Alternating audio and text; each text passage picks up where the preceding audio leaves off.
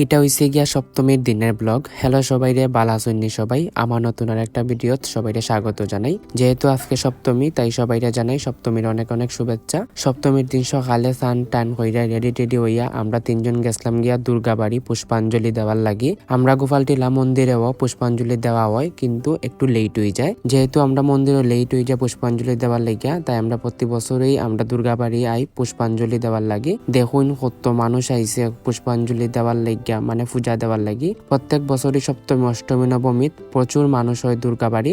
যেহেতু দুর্গাবাড়িটা আমরা সিলেটের মধ্যে একটা নাম করা দুর্গা মন্দির, তাই প্রত্যেক বছর ওই বিভিন্ন জায়গা থেকে অনেক মানুষ হয় দুর্গাবাড়ি পূজা দেওয়ার লাগি। আর তাই প্রত্যেক বছরই অনেক ভিড় হয়। সপ্তমীতে একটু কম ভিড় হইলেও অষ্টমী আর নবমীর মধ্যে প্রচুর ভিড় হয়। দেখতাছই না আমরা সবাই কিরকম লাগতাছে। সকালে ঘুম থেকে উঠতেই আইছি স্নান টান কইরা, এত বেশি সাজুগুজু করছি না। আগে ভাবছি অঞ্জলিটা দিলেই পরে সাজুগুজু কইরা বারোই মনে পূজা দেখাত। দুর্গাবাড়ি পুষ্পাঞ্জলি দেওয়া তাইয়া মামার মামির লগেও দেখা হয়ে গেল। ওই যে সামনে মামার মামি দাঁড়াই রইছে, কিন্তু মামিরে ভিডিও দেখা যাইল না। আর সামনে দাঁড়াই রইছে অসীম আর সচিন। পুষ্পাঞ্জলি দেওয়া শুরু হয়ে গেল। দুর্গাবাড়ি খালি একবার পুষ্পাঞ্জলি দেওয়া হয় না, 3-4 রাউন্ড অঞ্জলি দেওয়া হয়। ভিড়ের লাগি মা দুর্গারে একটু দেখানি যাইল না, দাঁড়াইনি একটু জুম করে দেখানোর চেষ্টা করি। দুর্গাবাড়ি তাইলে অনেক পরিচিত মানুষের সাথে দেখা হয়।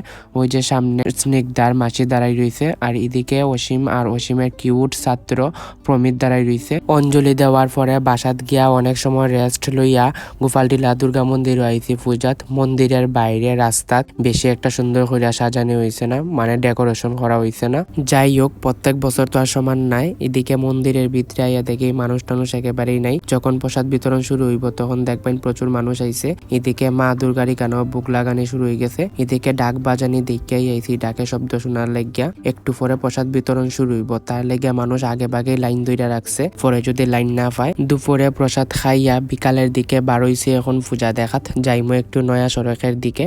আমার সাথে যে মেয়েটারে দেখলাইন তাই নইছেন সাথীদি। তাইনের সাথে আমি যখন শিল্পকলার ছবি আঁকা শিখতাম তখন পরিচয় হইছে। আইসি এখন নয়া সড়ক সার্বজনীন পূজা মণ্ডপ। কি সুন্দর মূর্তি দেখে একবারে মন জুড়াই গেছে।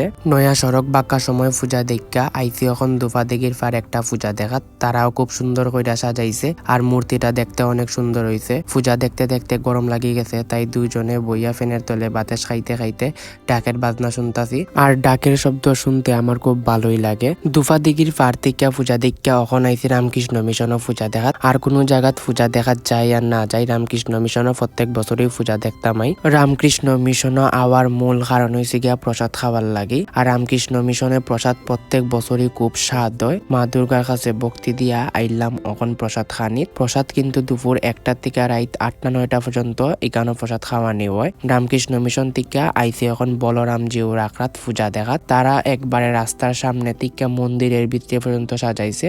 আর প্রত্যেক বছরই এই জায়গাটাতে একটা সুন্দর মূর্তি বানায় রাখে মানুষের দেখানোর লাগিয়া। বলরাম আখড়ার থেকে পূজা দেখার পরে আমার বন্ধু অসীম আর আমি আইছি দুর্গাবাড়ি।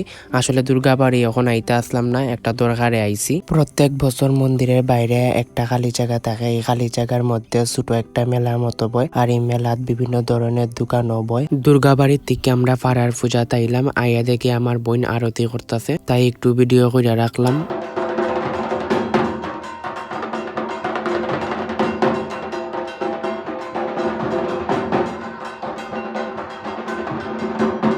এখন যে মেয়েটা আরতি করতেছে তার নাম হয়েছে লগ্ন, আমার বোনের বান্ধবী। দেখতে দেখতে সপ্তমীও শেষ হয়ে গেল, আর মাত্র 3টা দিন আছে, তারপরে দুর্গাপূজা শেষ। ভিডিওটা অনেক লম্বা হয়ে যেতেছে, তাই ভিডিওটা এখানেই শেষ করতেছি। সবাই ভালো থাকবেন, সুস্থ থাকবেন, টাটা বাই।